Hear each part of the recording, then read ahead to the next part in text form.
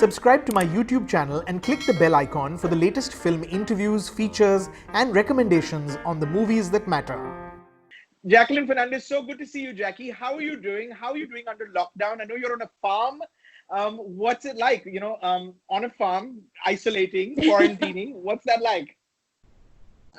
Well, it is. I'm extremely grateful that I at least get to be in a place where I can move about. Yeah. And I think about being confined to my four walls in my apartment. And as much as I actually feel I'm a loner in many ways, and I could have probably made it through the 2 months of like quarantine, I'm pretty sure it would have started to get to me. So, and because I'm a very outdoorsy person in terms of like my activities, I go horse riding in the mornings, and then I take like jogs and stuff like that. So this has kind of like been able to keep me on that routine. There was one major concern I was having, and that was like when right before the Janata curfew was announced, and then there were these talks like, oh no, India's going to be on a complete lockdown and a shutdown and stuff like that. Like I stopped calling my maids in a week before that Janata curfew was announced, and at one point I looked in my kitchen and I was cleaning it out completely, and then I was like, okay, let me make myself some food, and I realized I didn't have water. I had 2 pieces of like toast left, so of bread, and one of them I just so happened to burn while toasting, so I had one left to eat. Okay, and it's I mean, obviously there are people out there really, really suffering without food, and it's a dire situation, but I was genuinely concerned for myself as well. I was like, what am I gonna do? How bad is this gonna get? Nobody knew anything in the beginning, so I'm really grateful that I'm actually at a place where, I mean, it's like there are people here, and I'm safe and secure, and so I can imagine. Yeah. But listen, while in quarantine, while in self-isolation, actually you had this video come out, of course, which you did with Bajpai, which I have to say has become such an earworm. It's one of those songs that just catches on. I mean, I don't know the words, but I find myself humming, and I'm chatting with people online. And I find that the songs really become popular. And you in that Bengali sari, that traditional Bengali sari, it looks really good.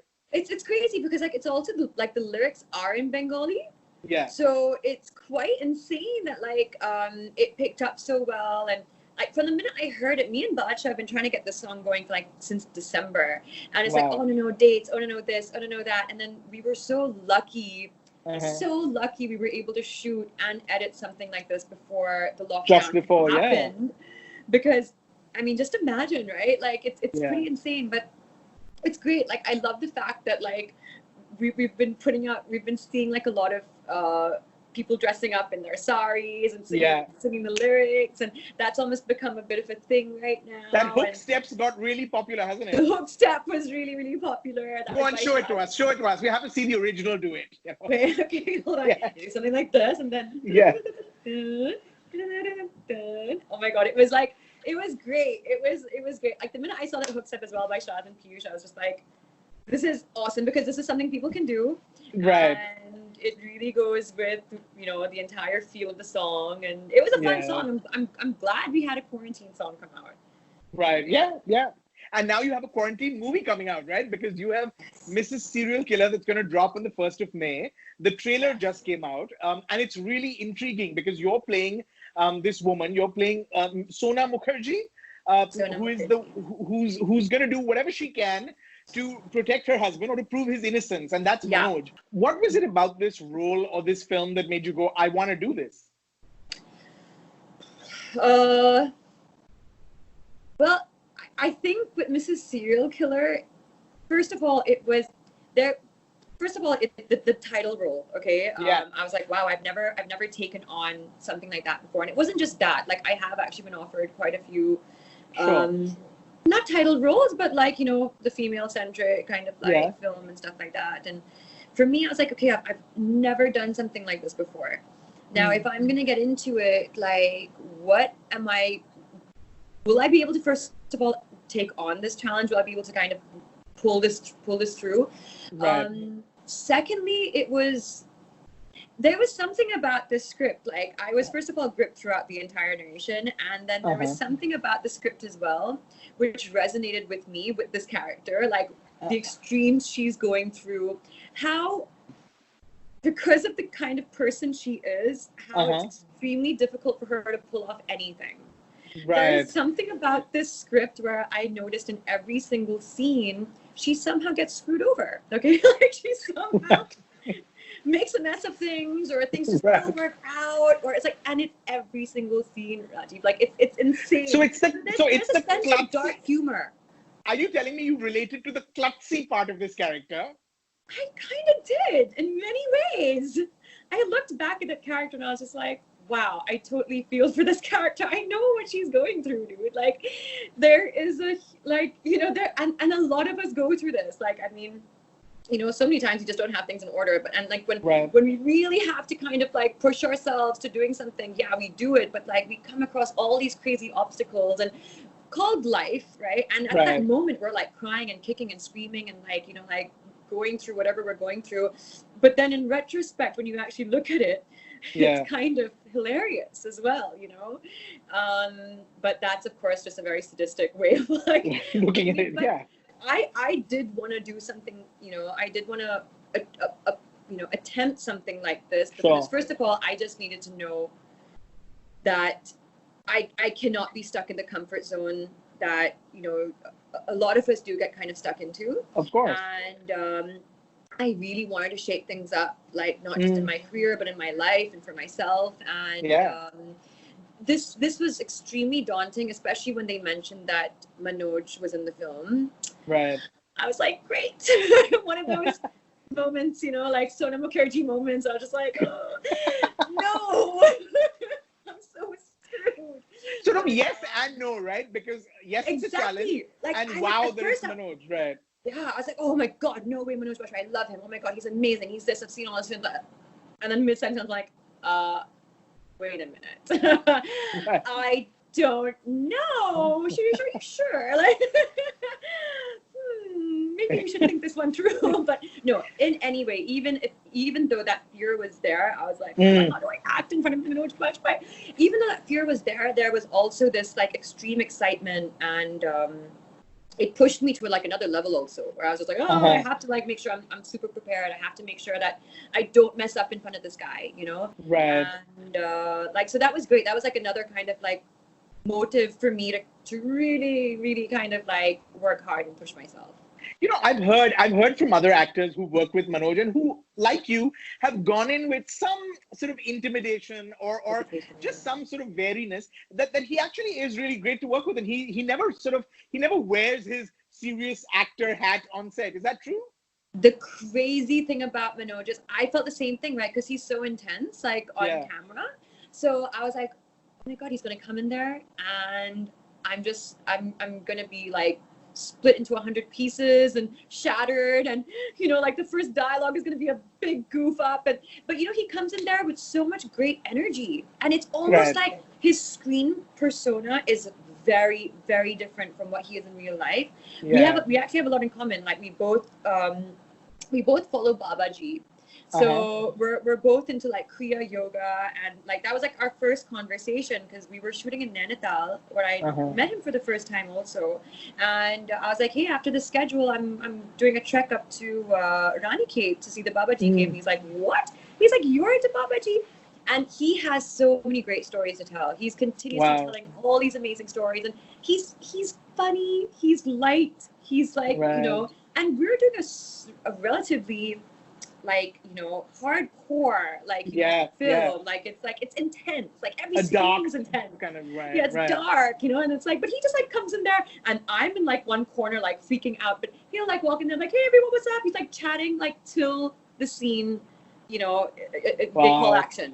But I mean, like, because he's, you know, he is what he is, you know, and he's so good at his craft, and he's so, I mean, he doesn't even need to like rehearse much anymore, you know. He just knows what he's doing. It's like it's in him already. So, but it was great. It's a great experience.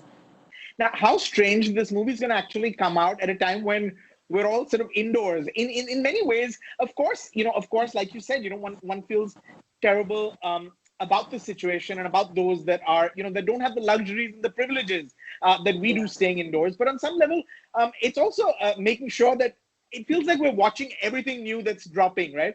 So this film has a sort of inbuilt audience almost. Yeah. It's a lot of pressure. No, that's the thing, right? Because like right now, I mean, it's so difficult to get content out, right, on these platforms, because even if they finished shooting for it, has the edit been done? Has the post been done? Yeah. We don't know. Like, and that, of course, you can't really operate that from a house. So it's like you have people in offices doing that. So it's very, very selective, very minimum content that's coming out, and we're like these, like these zombies, like, behind our computers, like, like just waiting for like the flesh, waiting for like for it to come out. And then the minute it comes out, we're like attacking it. We're like, ah. Yeah. So, I mean, like the topic always is like, you're on the phone, like, hey, what are you watching? Hey, what are you watching? Right. Oh, I'm watching this. Hey, I just finished this. Oh, really? Is that one good? I'm going to watch that one today. And everyone's just binge watching, and everyone's watched everything. Because the minute it comes out, you're watching it, right? Like, I've watched stuff and I even thought I watched stuff I never even thought I would watch. Like, I'm like, why am I watching this right now? Okay, fine, let me just watch it. Like I need to like entertain myself. I need to like pass some time here. But yeah. So anyways, like it's.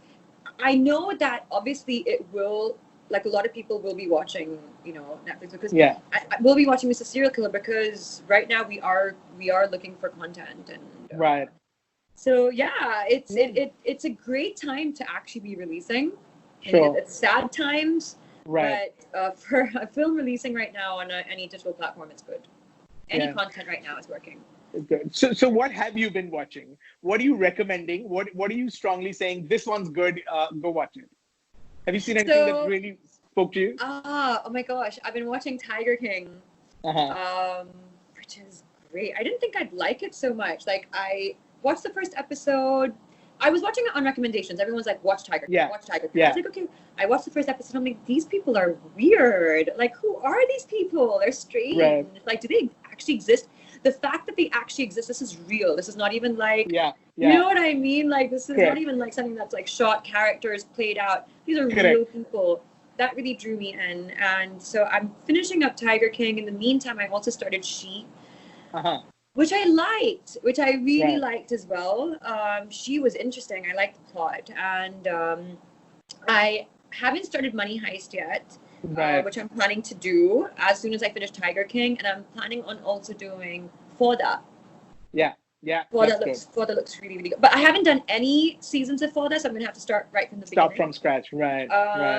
So these are like on my list right now. I just watched like one little British comedy the other day just for like some time pass, and about a wedding, and that was okay.